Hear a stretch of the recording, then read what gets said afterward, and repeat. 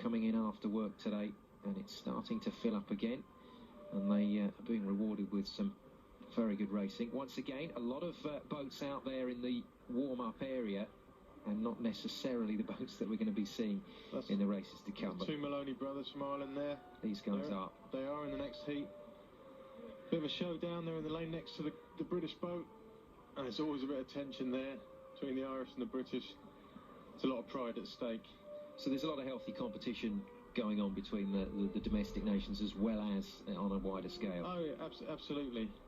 Personally, obviously, I think the British are going to beat the Irish. There's British in shot there, Ross Sabaton, Peter Almassi. Unfortunate situation here. Peter Almassi in the back of the boat there, son of the national coach we imported a few years back. He hasn't qualified for his passport, so however well they do in this, they're not going to qualify for an Olympic spot. Ross Sabaton, still young, had a very successful career so far. In fact, the last Worlds I went to, I raced with Ross in the K2000. We made the final of the 1000. Only managed 9th place, but he was only 19 at the time. He's come on well. Confirmation then of how Great Britain will be lining up with the rest. Greece in lane 1. In lane 2 is Moldova. In lane 3, Bulgaria. In lane 4, Sweden. Hungary in lane 5. Ireland in lane 6. Right next to Great Britain in lane 7. We'll have to watch for that shootout. And Mexico in lane 8. And in lane 9, Venezuela. We've already seen the Swedes in action earlier this week. They are looking mightily impressive. Hungarians, two of the big names, fastest qualifiers for this. We're actually, Great Britain crew, Sabaton and Almassi, third fastest qualifiers. So everything to play for. It's going to be very, very hard to beat one of those top two crews, though. Sweden and Hungary, the two favourites for this. But if the guys push on, there's still the option of the third fastest qualifying time. Yeah, you said Sabaton's a young man. Almassi, is he going to be able to focus his sights on Beijing 2008? That's a tight call. He's also young, but 2008's a long way away. Almassi's been competing at this level for a long time. They're away well, the pair of them. You'll have to wait and see. We've got about a minute and a half to wait. Lane 8 here. Wow, absolutely flying. The Mexicans just gone off like a rocket. I can assure you that won't last. They will definitely maybe I'll eat my words, but I'm sure they'll be caught now, and I just can't see that happening. The rest of the field already eating metres out of that early lead, and I'm sure when we see them drop that rhythm down, they're not as rangy in their stroke. They're doing very well still. I wouldn't want to race them over 200 metres, but there's a big difference between 200 and 500. And they've kept that rhythm up in terms of their starting speed, seemingly a lot longer than the other boats. And here comes the rest of the field. Mexico lead then from Hungary and Bulgaria.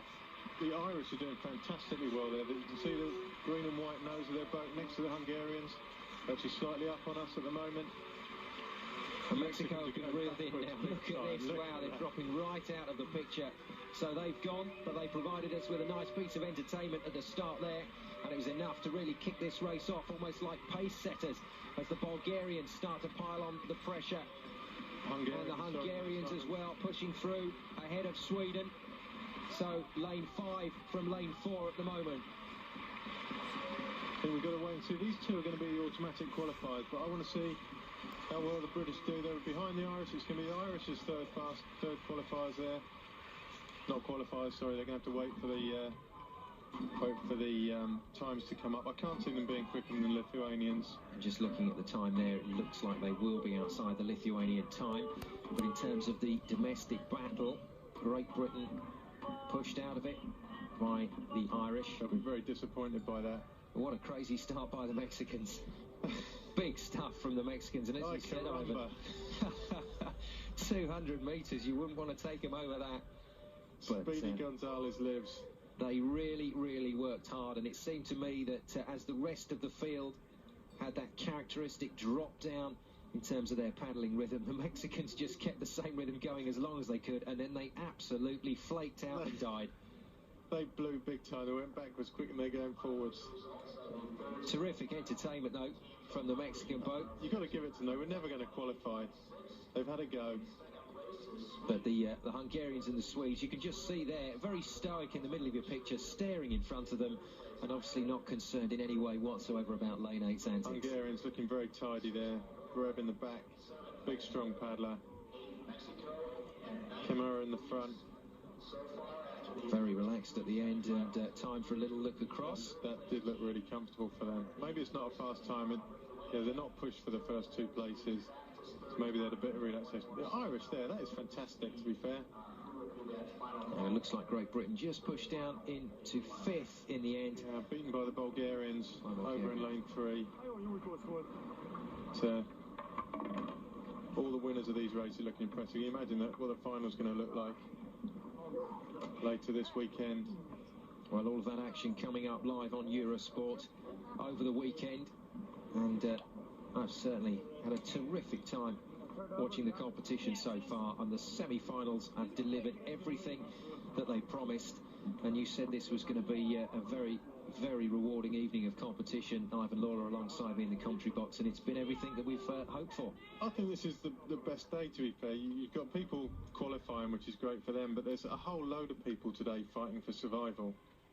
So on finals day, you just have the 9 boats, winner takes all, but today you've got so many people with something to fight for. But it's just a big day for everyone. It's such a contrast to the heats where it's a formality, it's just a reshuffling process. Then all of a sudden today, it's life or death. And there's an awful lot more people get the death side of the coin than the life side today. Well, certainly some disappointed people after that last semi-final. Ireland will miss out. Their time is not going to be fast enough to put them through as a fastest loser. No, I think those Lithuanians are going to make there's one more heat to come still, one more semi-final to come rather. But the Lithuanians at 127.8, that is some time. Most of the other races are around the 130 mark. So I think Lithuania are going to live to fight another day. And I will put my cards on the table and say they won't come last in the final, even though they qualify as the fastest loser. They're going to be up there, top 5.